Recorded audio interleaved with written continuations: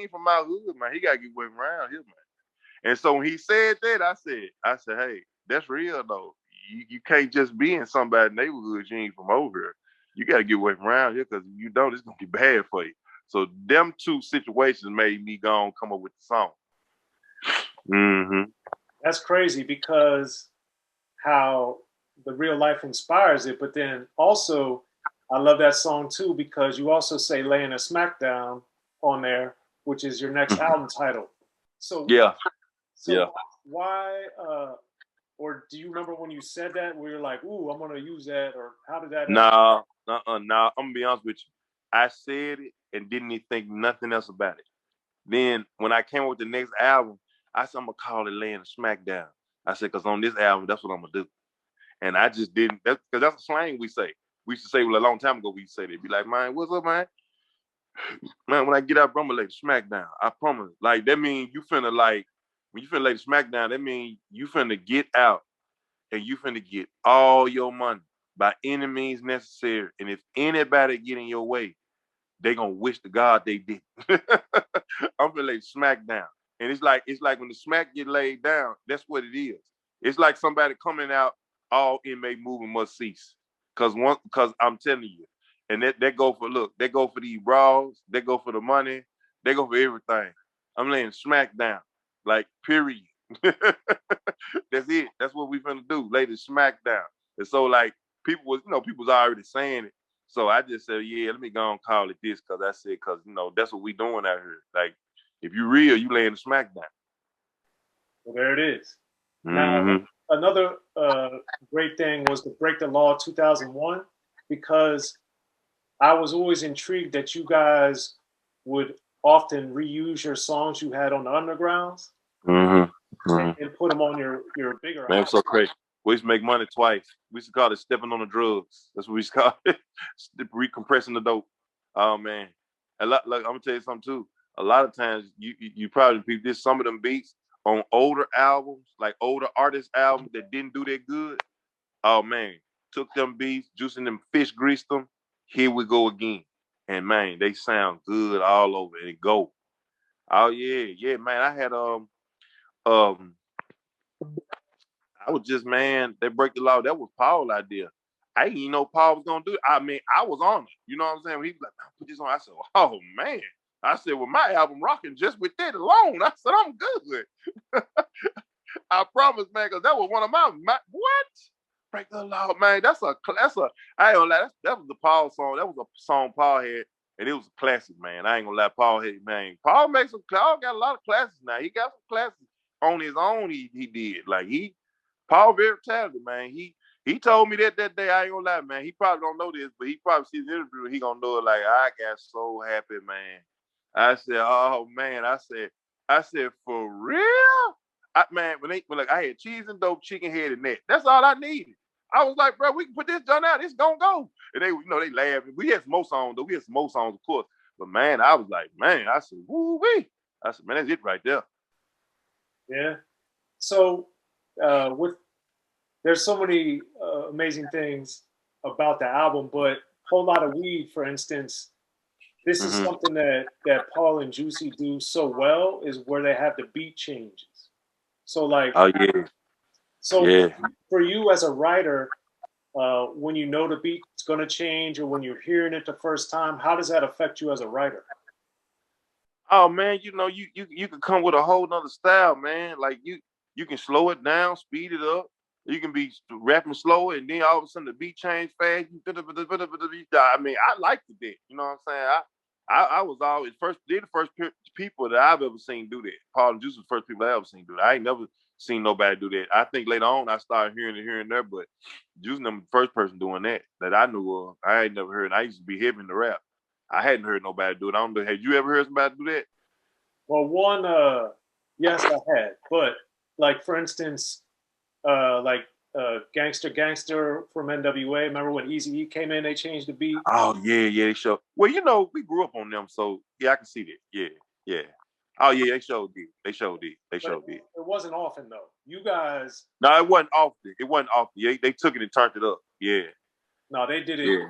and then of course, uh, there were other examples, but it wasn't. It I know wasn't. what you're saying. It wasn't a signature thing like y'all made it. No, I know what you're saying. Like, I know what you're saying. Like, even though like how Paul them did it, it was like a how can I put it? It was like, say the beat was dark, then it flipped darker. Yeah. Like, I know what you're saying. Yeah, I know what you're saying. I know what you're saying. Like they didn't change the beat to like something totally off. It would go with the song. It would go right in with the song, but it would be a whole different vibe. Like, oh man, it would be like a scary movie, and then all of a sudden it's crickets outside, and all of a sudden dun, dun, dun. it go together. You know what I'm saying? I know what you're saying. Yeah. Well, that to me is so many Yeah. amazing things on there that Mr. Don't Play is just a masterpiece on every. Man, we working together, man. It wasn't no other artists on there. It was just me, us, and and us. But and it's like when we work together, man, we always come up with some good ones. Like we was really Juicy finna come out in a minute. He finna come out with this his movie, whatever, and he finna come out with this probably a documentary too. I don't know just when or nothing like that, but I think then they talking about it or whatever. But whenever it do, he got like a lot of footage with a lot of stuff, man. And he was looking at it. He was just talking about the other day. He was like, man, he said, man, we really did our thing. Like he said, man, it's a lot. He got a lot of good stuff, man. And I was just like, man, that's what's up, man. But hey, man, I just I never was like in it like how Jay be in it, because Jay, he's really an artist, like he really a producer. That's why Juicy still, doing his thing now to this day.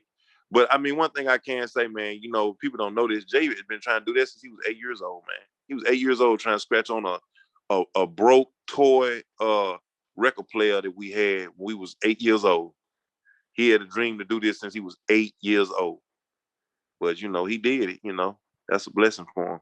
And he's still But doing it. That's the yeah, beautiful. he's still doing it. He's still doing it. But that's a blessing for him. And a lot of people don't know that man really did. I mean, that's all he did was eat, sleep, and breathe music. He wouldn't go outside or nothing. He wouldn't play with kids like that. He just was on music.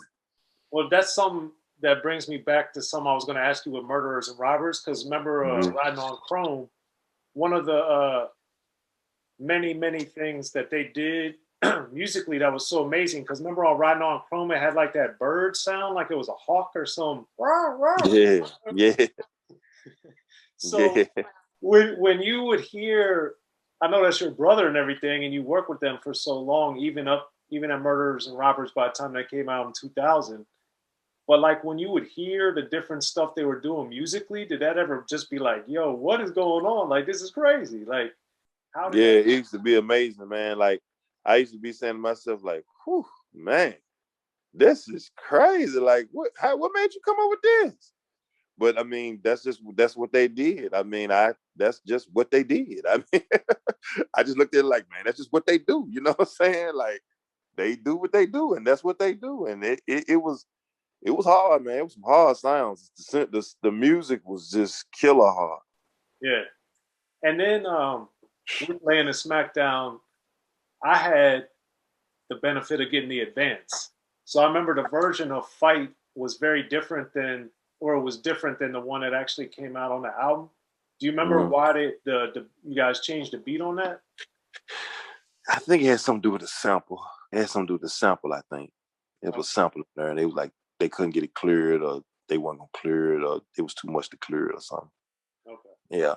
Yeah, well, it was, and to be honest, it was a little bit better with that sample too. Yes, it was. That's why I kept all those, because I was like, man, I like the original. It was better. It was better with that sample. I just thought about that. I forgot about that. Yeah, it sure was. And I remember when they had to take it out, I ain't really like the song like that. I was like, man, I ain't like this song. It's all right.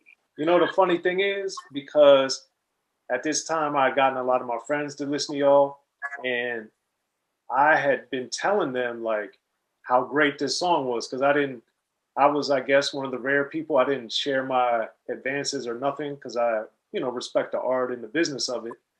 So I would tell my friends, but unless I could play it for them, they would never hear it. So I'll be telling them about Fight, and then when they heard it, they're like, "Yeah, that was cool." I was like, no, we all didn't hear the real version. I promise. You should have leaked.